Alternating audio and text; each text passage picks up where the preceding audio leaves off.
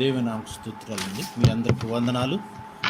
మరి మనమందరం ఇక్కడ కూడి మహోన్నతుని స్తుతించుట మనకెంతో మంచిది. మరి ప్రత్యేకంగా మనం ఇక్కడ చేరింది మందిర నిర్మాణం గురించి. మందిర నిర్మాణం ఎలా చేశారు? మన పూర్వీకులు ఉన్నారు. ఎవరండి? డేవిడ్ గారి కుమారుడైనటువంటి సొలొమోన్ రాజు గారు. డేవిడే మరి మందిరం నిర్మించాలని ప్రయాసపడతాడు, కానీ ప్రభు సెలవిస్తాడు, నువ్వు యుద్ధాలు చేసి నీ చేతిలో రక్తం కట్టిస్తాను. సొలొమోన్ గారికి కట్టించడానికి ఏంటంటే ఆయన చేతిలో పవర్ ఉంది. ఆయన కింద చాలామంది సామంతరాజులు ఉన్నారు. మనం చూస్తాం కదా, చూస్తే కొన్ని వేల కేజీల బంగారం, కొన్ని వేల కేజీల వెండితో ఆ మందిరాన్ని ఎన్నో సంవత్సరాలు నిర్మించాడు. మందిరం కట్టాలంటే మాటలు కదండి. మందిరం కట్టాలంటే మరి ధనం ఉండాలి, పవర్ ఉండాలి, అథారిటీ ఉండాలి, ఐక్యత ఉండాలి, ప్రార్థన ఉండాలి. ప్రార్థన ఉంది. ఎప్పుడైతే ప్రార్థన నుంచి పడిపోయాడు, ఆయన పతనమయ్యాడు. కానీ ముందు ఆయన ఎన్నో బలులు అర్పించి ప్రార్థన చేసి ప్రార్థనాపూర్వకంగా మందిరాన్ని కట్టాడు. మనకందరికీ తెలిసినటువంటి విషయమే. అలాంటి మందిరాన్ని మరి నెబుకద్నెజర్ అనేటువంటి ఒక రాజు 3 సార్లు అటాక్ చేసి, 3 సార్లు గాను, ఒకసారి ఏమో మనకందరికీ తెలుసు నెహెమ్యా గారిని, ఇంకొకసారి మరి ఎస్తేరు, మొర్దెకై, దానియేలుని వీళ్ళందరిని తీసుకెళ్ళిపోతాడు. తర్వాత ఎవరైతే తెలివిగల వాళ్ళు ఉంటారో, ఎవరైతే బలంగా వాళ్ళు ఉంటారో వాళ్ళందరినీ 3వ అటాక్లో వచ్చినప్పుడు తీసుకెళ్తాడు. ఫస్ట్ ఎవరిని తీసుకెళ్తారంటే ఫస్ట్ టైము దానియేలు, షడ్రకు, మేషకు, అబేద్నెగో. 2వ అటాక్ వచ్చినప్పుడు ఎస్తేరు, మొర్దెకై వీళ్ళందరూ ఇంకా తెలివైన వాళ్ళందరినీ తీసుకెళ్ళిపోయి సెరలో పెడతారు. 70 సంవత్సరాలు బబులోను సెరలో ఉంటారు. అయినా కానీ వీళ్ళు వదలలేదు. అక్కడికి వెళ్ళినా కూడా ఎస్తేరు తెలుసు కదా మనకి, యూదుల యొక్క మీదకి శాసనం వచ్చిందంటే ఉపవాసం అండి, ప్రార్థన. ఇవన్నిటికీ సాధించడానికి పునాది ఏంటంటే ఉపవాస ప్రార్థన. ప్రార్థన. మనకందరికీ తెలిసిందే, నెహెమ్యా గారు 52 రోజుల్లో యెరూషలేముకి వెళ్ళిపోయి ప్రహరీ ఆయన ప్రాకారాన్ని కట్టించాడు. కానీ దానికి ఎన్నో శ్రమలు పడ్డాడు. ఆయన ఏంటండి, ఒక ఈ రాజులు ఉంటారు కదా, వీళ్ళెవరు, రాజు దగ్గర గిన్నె అందించేవాడు. పానీ ఏమంటారు దాన్ని, ఆనదాయకుడు. అంటే అప్పుడు చూడ రాజుల కాలంలో మరి నేను నా వంట కానీ ఇవన్నీ చెఫ్ అనొచ్చు. ఆయన ఆయన ఎదురుగా తినాలి చేసింది, లేకపోతే ఆ రాజును చంపాలంటే కూడాను వీళ్ళని కట్టుకుని విషం ఇచ్చి చంపేవాడు. అన్నము మరి కప్పు అందించేవాడు. అలాంటి ఆయన నీరసంగా ఉండటం వల్ల వాళ్ళ రాజు గమనిస్తాడు. చూడండి, మరి రాజు మరి గమనించి, ఏంటి ఆయన నువ్వు ఇట్లా నీరసంగా ఉన్నాడు. అప్పటి నుంచే రాజు దగ్గర పెట్టాలంటే ఉపవాస ప్రార్థన చేసి ఆయన ప్రార్థనతో ఆయన దగ్గరికి వెళ్తాడు. ఒకసారి చూద్దామండి, నెహెమ్యా 1:4 చూడము ఒకసారి.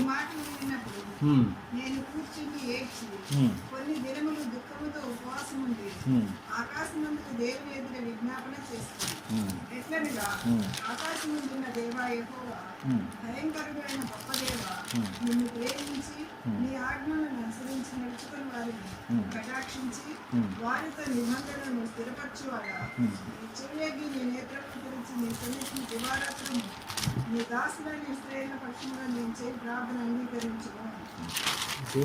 ఆయన ఎస్తేరు కూడాను రాజుతో మాట్లాడంటే ఉపవాస ప్రార్థన నడుతుంది. మనం కూడాను అధికారుల దగ్గరికి, ఇక్కడ మనకు రాజులు ఉన్న ఎవరైనా అధికారులు, ఎమ్మెల్యే కానీ వెళ్ళి వాళ్ళ దగ్గరికి అడగాలంటే వెళ్ళి, అయ్యా మాకు ఒక స్థలం కావాలి, మాకు ఒక ఇది ఉందనంటే మన ముందు ప్రార్థనాపూర్వకంగా వెళ్ళాలి, ప్రార్థన చేసుకుని వెళ్ళాలి, ప్రార్థనతో వెళ్ళాలి. ఎందుకంటే ఆనాటి ఉన్నటువంటి సొలొమోన్ రాజుకున్న అధికారము, బలము అంత లేదు మన దగ్గర. సో ఇప్పుడు ఏంటంటే వీళ్ళు నేర్పింది మరి ఈ బబులోను చెరలో ఉండి కూడా వాళ్ళు ఎవరు, అజ్రా, నెహెమ్యా, జెరుబాబేలు మీరు పేరే ఇన్నుంటారైనా ఆయన ఎవరో కాదండి, ఈ సొలొమోన్ గారి కుమారుడైన రెహబాము గారి కుమారుడు మనవడైనటువంటి ఉన్నారు జెరుబాబేలు. ఆయన ఎవరంటే ఈ యెహోవా కీము, యెహోవా ఏము, యెహోవా యెహోవాకి నాకు మనవడు. మనవడు. వీళ్ళు ఎవరంటే రాజవంశం వచ్చినటువంటి వాళ్ళు. వీళ్ళు కూడా ప్రేరేపించబడాలి. ఒక మందిరం కట్టాలంటే, స్థలం కావాలంటే ముందు లీడర్షిప్ ఉండాలి. మన ముందులో ఇక్కడ మనకున్న అబనేజరు, మరి ఈయన గిద్యోను ఒక లీడర్ లాగా ముందుకెళ్తున్నారు. Leadership qualities should have. Leaders అంటే మన బలమా చూపించడం కాదండి, వెనకాల ప్రార్థన ఉండాలి. ప్రార్థనతో మరి ముందుకెళ్ళేటువంటి వాళ్ళు కావాలి. ప్రయాసపడాలి. ఒక్కసారి కాదు, 2 సార్లు కాదు, ఎన్నోసార్లు వెళ్ళారు వీళ్ళు. కార్పొరేటర్ గారి దగ్గరికి వెళ్ళారు, తెలుసు నాకు, ఎమ్మెల్యే గారి దగ్గరికి వెళ్ళారు. అయినా అధికారం ఉంది కాబట్టి తిప్పించుకుంటారు. కానీ వీళ్ళు ప్రార్థనాపూర్వకంగా వెళ్ళి జెరుబాబేలు, ఎజ్రా, నెహెమ్యా పడగొట్టబడినటువంటి మందిరాన్ని మరీ కట్టించాలని ఎంత ప్రయాసపడతారంటే, ఈవెన్ ఫస్ట్ జెరుబాబేలు గారు వెళ్తారు, మందిర నిర్మాణం అదంతా చూస్తారు. అప్పటికే ధ్వంసం చేసేస్తాడు నెబుకద్నెజరు. వెళ్ళి కొంతమందిని తీసుకెళ్ళి వాళ్ళు కొంత ధనం వెచ్చించి అక్కడ కడతారు. అక్కడ కూడా కొంతమంది యూదులు, అక్కడ ఉన్న వాళ్ళు కూడా కట్టనివ్వరు. శత్రువులు ఉంటారు.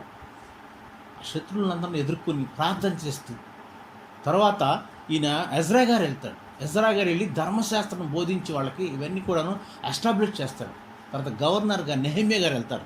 నెహెమ్యా గారు వెళ్ళి ఏం చేస్తారండి, అవన్నీ ఎవరైతే వాళ్ళు హైందువులను మ్యారేజ్ చేసుకున్నారో యూదులు అనేవాళ్ళు, వాళ్ళందరూ చెప్పారు వీళ్ళు మంచిది కాదు, ధర్మశాస్త్రం ఫాలో అవ్వండి, సబాత్ డే ఫాలో అవ్వండి మంచిగా మరి ఎస్టాబ్లిష్ చేస్తాడు. నెహెమ్యా గురించి చెప్పాలంటే నెహెమ్యాకి ఒక 6-7 మంచి క్వాలిటీలు ఉన్నాయి. ఆయన he left the comfortable zone. ఎక్కడంటే రాజుగారి దగ్గర రాజు తినేదే తింటాడు, అయినా సరే అది వదిలేస్తాడు. ఆయన మళ్ళీ ఈ spend all his salary and allowance. ఆయనకు వచ్చినటువంటి శాలరీ కాదు, ఇంక అలవెన్స్ కూడా వచ్చినా కూడాను అందరికీ, అక్కడ పేదలకి వీళ్ళందరూ కూడాను దానం చేసి, నా ధ్యేయం ఏంటంటే మందిరం నిర్మించాలి. ఎన్నో మంచి క్వాలిటీస్ ఉంటాయి. అంటే గొప్ప ప్రాకారం కట్టాలంటే కొంచెం త్యాగం తప్పదు. మరి అలాగే అన్యులు, యూదులు అనేక మంది ఉంటారు, వాళ్ళందరికీ బోధ చేస్తారు, ఏదో నాయన అన్యుల్ని పెళ్లి చేసుకోకండిరా, మీరు వాళ్ళతో ఉండకండిరా అని ఎన్నో మరి మంచి మాటలు చెప్పి ప్రార్థన చేసి ప్రార్థన పూర్వకంగా వాళ్ళందరూ నడిపిస్తారు. అలా నడవాలంటే ముందు మన అందరికి కూడాను తగినటువంటి దేవుని వాక్యం తెలిసి ఉండాలి, దేవుని ఎడల నమ్మకం ఉండాలి. దేవుడు చేస్తాడని ఒక నమ్మకం ఉండాలి. చూడు, బబులోని చెరకు వెళ్ళిపోయారు వాళ్ళు, చెరలో ఉండగా వదిలేశారు. మరి 70 సంవత్సరాలు ఉంటారు. అయినా కానీ వాళ్ళు రాజు దగ్గర ఉంటూనే రాజుకు మరి అనుకూలంగా ఉన్న సమయంలో ఎంతో వినయ విధేయతలతో డిసిప్లిన్తో వెళ్ళి ఆయన మరి అడుగుతాడు. ఆయన చూడండి, ఆయన ముఖాన్ని చూసేసి ఆయన వాళ్ళ రాజుగారు ఎవరండి, ఆయన పార్శిక రాజు కొరేషు, తర్వాత అస్తారేస్తు, వీళ్ళందరూ ఉన్నారండి. వీళ్ళు మంచి రాజులే కొంతమంది. ఈ రాజులు మనుషులు కూడా మార్చింది ఎవరంటే మన దేవుడే. చూడండి ఒకసారి ద్వితీయోపదేశకాండము 36వ అధ్యాయంలో లాస్ట్ 2 వచనాల్లో ఉంటుంది. పార్శిక దేశపు రాజైన కొరేషు ఏలుబడినందు మొదటి సంవత్సరమున దినవృత్తాంతాలు 2వ దినవృత్తాంతాలు 36వ అధ్యాయము 22 వచనం 23. పారసిక దేశపు రాజైన కొరేషు ఏలబడినందు మొదటి సంవత్సరమున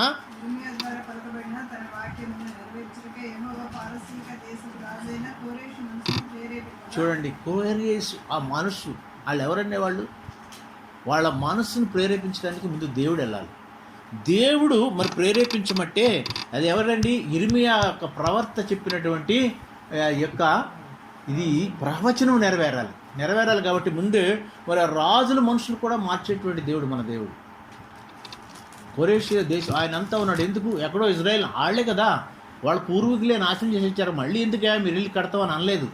అయ్యా మా దేశానికి వెళ్ళాలంటే వాళ్ళు ఏమంటారంటే, ఎంత మంచి రాజులు అంటే, అయ్యా మీలో ఎవరైనా వెళ్ళాలనుకుంటున్నారు మీ దేశానికి వెళ్ళండి, వాళ్ళకి కొన్ని వందల కేజీల బంగారము, వెండి, గాడిదలు మరి ఎన్ని ఇచ్చి పంపిస్తారు. మీరు అక్కడికి వెళ్ళి మీ యొక్క యెరూషలేం పట్టణం మీరు కట్టుకోండి, మీరు నిర్మించుకోండి.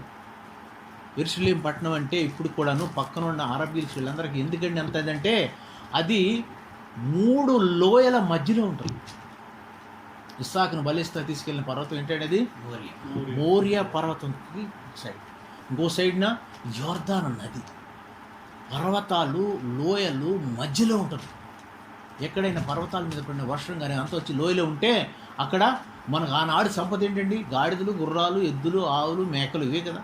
వాటి మంచి గ్రాస్ వస్తే వీళ్ళు ధనికులు.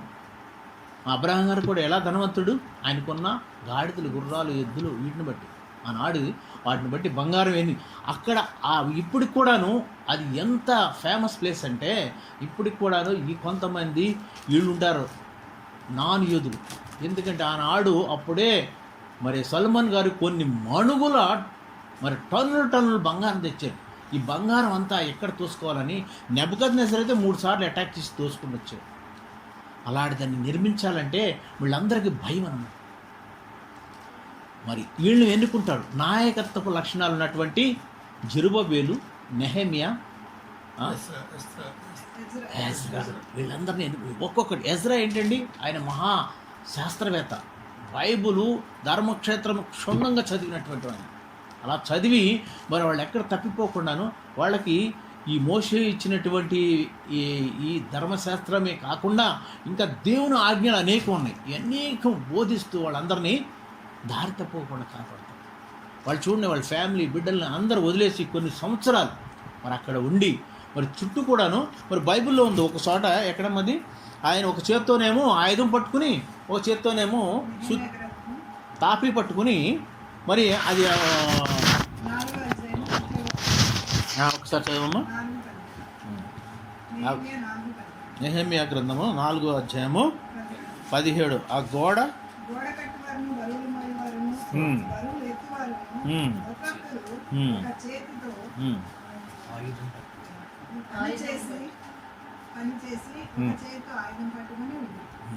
చూడండి, చాలా చూడండి. అప్పుడు ఎంతమంది అక్కడ కూడా శత్రువులు అండి. ఇక్కడ మనకు లేరా? మనం ఎక్కడికి వెళ్ళినా కానీ ఆనాడు యూదులకే కాదు దేవుని నమ్ముకున్నటువంటి ప్రతి ఒక్కరికి శత్రువులు వెనకనే ఉంటారు. ఇక్కడ చూడండి, మరి మనం కట్టుకుంటున్నామంటే మనకు స్థలం కావాలంటే అది ఇవ్వద్దంటారు. అది జరగనివ్వరాళ్ళు. శైతాను వీళ్ళలో పొంచి ఉన్నది. ఉంటే సొలొమోన్ లాగా ఫుల్ అథారిటీ కింగ్ లాగా ఉండాలి. లేదంటే ప్రార్థన పూర్వకంగా జెరుబ్బేలు, నెహెమ్యా, ఎజ్రా లాగా ప్రార్థన చేస్తూ గోజాడుతూ వీళ్ళు ఏంటండి వెళుతాను. ఒకసారి ఈ తీసుకెళ్లేటప్పుడు నెహెమ్యా గారు అనుకుంటా బంగారము వెండి అన్నీ తీసుకెళ్తుంటే రాజుని వెళ్ళి అడగటానికి భయపడి సిగ్గుపడతాడు. నాకు ఇంత గొప్ప దేవుడు ఉన్నాడే, ఇంత గొప్ప దేవుడు ఉండగా నేను వెళ్ళి రాజుని ఎందుకు అడగాలని. ఎక్కడ మది 3:11. యెహోవా దయాళుడు, ఇశ్రాయేలుల విషయమై ఆయన కృప నిరంతరం నిలిచినని పాడుచు యెహోవాను స్తుతించిరి. యెహోవా మందిరం యొక్క పునాది వేయబడిన చూసి జనులందరూ గొప్ప శబ్దంతో యెహోవాకు స్తోత్రం చేశారు. మునుపటి మందిరములను చూసిన యాజకులు, లేవీయులను, కుటుంబ ప్రధానులను, వృద్ధులైన అనేకులు ఇప్పుడు వేయబడిన ఈ మందిరం యొక్క పునాది చూచి గొప్ప శబ్దంతో ఏడ్చి మరి అనేకులు సంతోషించారు, బహుగా అరచి. ఇది సంతోష శబ్దము, దుఃఖ శబ్దము జనులు తెలుసుకోలేకపోయారు. జనులు గొప్ప ధ్వని చేసినందున ఆ శబ్దము బహుదూరం. అప్పుడు కూడాను చేస్తుంటే అక్కడున్నటువంటి వాళ్ళు ఓర్వలేరు. కానీ ఇక్కడ అందరు ఐక్యత అండి. ఇక్కడ ప్రార్థన చేసేవాళ్ళు ఉండాలి, పని చేసేవాళ్ళు ఉండాలి, మరి వీళ్ళు నడిపించే నాయకుడు ఉండాలి. రాత్రింపగలు ఈ మొత్తం కట్టేటప్పుడు టోటల్గా 12 గేట్లు అన్నీ ఉంటాయి. ఆ గేట్ల దగ్గర ఒక్కొక్కరిని పెట్టేసి ఒక చేత్తోనే ఆయుధం పట్టుకుని, ఎందుకంటే అప్పుడు కూడా వచ్చి వీళ్ళు ధ్వంసం చేయాలని, వీళ్ళు నాశనం చేయాలని, మందిరం కట్టనీయొద్దనని ఎంతో ప్రయాసపడతారు. కానీ మన దేవుడు గొప్పవాడు కాబట్టి వీళ్ళు ఎంతో త్యాగపూర్వకంగా మరి అప్పుడు కూడా వీళ్ళని ఈ నెహెమ్యాను కూడా చంపాలని ప్రయత్నిస్తాడు. అనేక రకాల శత్రువులు బయలుదేరుతాడు అక్కడ. కానీ వాళ్ళు ప్రార్థన చేస్తూ దేవుని యందు ఎదుగుతూ మరి వాళ్ళు అనుకున్నది ఆ యొక్క మందిరాన్ని రీబిల్డ్ చేస్తారు. నెహెమ్యా గారు అయితే 52 రోజుల్లో మరి అనుకున్నట్టుగానే అది యొక్క మొత్తము ప్రహరీ యెరూషలేము గోడలను నిర్మించేసి ఆయన మళ్ళీ ఎక్కడికి వెళ్తాడండి? మరి కోరేషు దేశం దగ్గర రాజు. ఎందుకంటే ఆయన పానదాయకుడు, ఆయన గిన్నె అందించేవాడు. ఆయన దగ్గర పర్మిషన్ తీసుకొస్తావు. అయ్యా నీకు ఎన్ని సంవత్సరాలు కావాలంటే ఎవరైనా అక్కడ బానిసలుగా ఉన్నవాళ్ళని 1 సంవత్సరం 2 సంవత్సరాలు వదిలేస్తారా? మరి సుమారుగా 13 సంవత్సరాలు ఉండి మళ్ళీ ఈ will come back as a governor.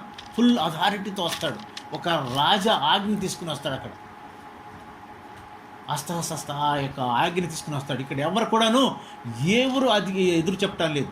యెరూషలేము మందిరం నిర్మించబడాల్సిందే అని గొప్ప అథారిటీతో తిరిగి వస్తాడు. ఇదంతా ఎలా సాధ్యమైందంటే వాళ్ళు మోకాళ్ళ ప్రార్థన, కన్నీటి ప్రార్థన, ఉపవాస ప్రార్థన, ఇవన్నీ ఎజ్రా కూడాను ఎక్కడికి వెళ్ళేటప్పుడు ఏటి దగ్గర ఉండి ఒకసారి ఉపవాస ప్రార్థన చేస్తాడు. ఎక్కడ చూడము ఒకసారి 9వ అధ్యాయము, ఎజ్రా గ్రంథము 9వ అధ్యాయం 23వ వచనం. 23వ వచనం. మేము ఉపవాసముండి ఆ సంగతిని బట్టి మా దేవుని వేడుకగా ఆయన మా మనవి అంగీకరించుకున్నాడు. చూడండి, ఆయన ఒకసారి వెళ్ళి రాజుని అడుగుతూ ఉంటాడు, అయ్యా మరి ఇంత బంగారము ఇంత వెండి తీసుకెళ్తాం కదా, అప్పుడు ఏంటంటే మనకు రైళ్ళు ఏరోప్లేన్ బస్సులు లేవండి, అడ్డంగా కాలిదారిని అడవిలో నడిచెళ్ళాలి. అప్పుడు ఏంటంటే ఇలాంటి వాళ్ళని దోసుకుంటాకి మరి ముఖ్యంగా దోసుకోవాలంటే ఆ దొంగలకు కావాల్సిందంటే వెండి, బంగారము, స్త్రీలు. వీళ్ళే కాకుండా వీటితో పాటు కొంతమందిని తీసుకుని వెళ్తారు, స్త్రీలను కూడా. అక్కడ పని తీసుకెళ్ళినప్పుడు దోసుకుంటారేమో, రాజు దగ్గరికి వెళ్తామంటే అంత క్రితం మా దేవుడు శక్తిమంతుడు, గొప్ప దేవుడు అని దానికి ముందే ఉంటుంది. చూడండి, ఆయన సిగ్గు నాకు తోచనంటాడు. చూడండి 22వ వచనం చూడము ఒకసారి. మేము కలుగజేయుటకై, మేలు కలుగజేయుటకై ఆయనను ఆశ్రయించి వారందరికీ మా దేవుని హస్తము తోడుగా ఉండునని, ఆయన హస్తము ఆయన ఉగ్రతయు ఆయనను విసర్జించి వారందరికీ వచ్చినని మేము రాజుతో చెప్పి ఉంటుంది.